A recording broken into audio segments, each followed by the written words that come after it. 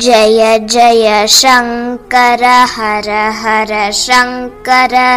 தெய்வத்தின் குரல் 6ஆம் பகுதி. 16 பெருமை. 16 உத்கிருஷ்டமான மிக்க உயர்வு பொருந்திய நம்பர். ஷோடச கலா பூர்ணம் என்பது ஷோடசம் 16. அமாவாசையில் ஆரம்பித்து பௌர்ணமி வரை 16 கலைகள். 16வது கலையை அடைகிற போதே சந்திரன் பூர்ண சந்திரனாவது. ஓரளவுக்கு விரிவாக நாம் பண்ணுகிற பூஜை ஷோடசோபச்சாரம் என்கிற 16 வித உபச்சாரங்களை கொண்டாக இருக்கிறது. சப்த மாத்ருகா என்று 7 தேவிகளை சொல்கிற மாதிரி ஷோடச மாத்ருகா என்று 16 தேவதைகள் உண்டு. அம்பாள் ராஜராஜேஸ்வரி மந்திரங்களிலேயே ஷோடசாக்ஷரி தான் உச்சி. அதனால் அம்பாளுக்கு ஷோடசி என்று ஒரு பெயர். அம்மாவுக்கு ஷோடச அக்ஷரம், பிள்ளைக்கு பிள்ளையாருக்கு ஷோடச நாமாக்கள். 16 பெற்று பெருவாழ்வு வாழணும் என்று ஆசீர்வாதம் பண்ணுவது தமிழ் தேச வழக்கு. வேதத்தில் ஒரு சுமங்கலிக்கு என்ன ஆசீர்வாதம் சொல்லியிருக்கிறது என்றால், பகவானே இவள் 10 குழந்தைகளை பெற்றுக்கொண்டு அப்புறம் பதியையும் 11வது குழந்தையாக ட்ரீட் பண்ண வை என்று உள்ளே ரொம்ப அர்த்தம் வைத்து அழகாக சொல்லியிருக்கிறது. தமிழ் வழக்கில் 16 பெற்று என்று இருக்கிறது. ஃபேமிலி பிளானிங் யுகம் சொன்னாலே உள்ள தள்ளிவிடுவார்களோ என்று பயமாயிருக்கிறது. ஆனால் 16 பெற்று என்பது குழந்தை பெற்றுக்கொள்வதை குறிக்கவில்லை என்றும், வாழ்க்கை நல்ல விதமாக இருப்பதற்கு வேண்டிய 16 விஷயங்களையே குறிக்கின்றனவென்றும் சொல்கிறார்கள். பெரும் பேறு பெறுவது என்று ஒரு ஃப்ரேஸ் சொற்றொடர் இருக்கிறது.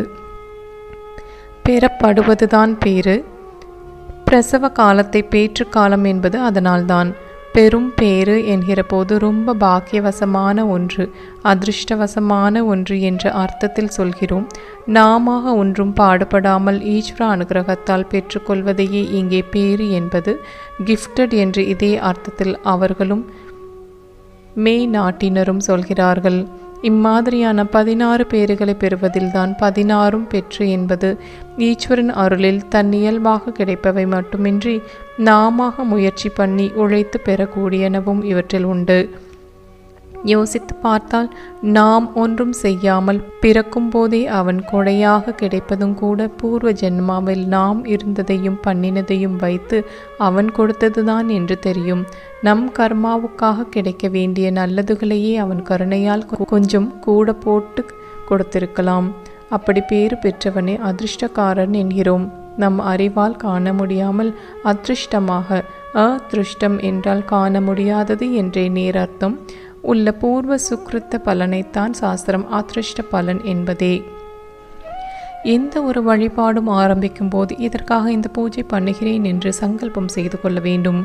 எதற்காக என்றால், சக குடும்பம், தன் குடும்பம் முழுதும் க்ஷேமம், தைரியம், ஸ்திரத்தன்மை, ஸ்டெபிலிட்டி என்பது, வீரியம், விஜயம், ஆயுஸ், ஆரோக்கியம், ஐஸ்வர்யம் ஆகிய எல்லாவற்றிலும் அபிவிருத்தி காண்பதற்காக என்று 7 சமாச்சாரங்களை சொல்லி அப்புறம் தர்ம, அர்த்த, காம, மோட்சம் என்ற 4 புருஷார்த்தங்கள் சித்திப்பதற்காகவும் 7 4 11 அப்புறம் இஷ்ட காமியார்த்த சித்தியர்த்தம் என்பதாக மனோரதங்களின் பூர்த்தியை வேண்டி என்று ஒன்று.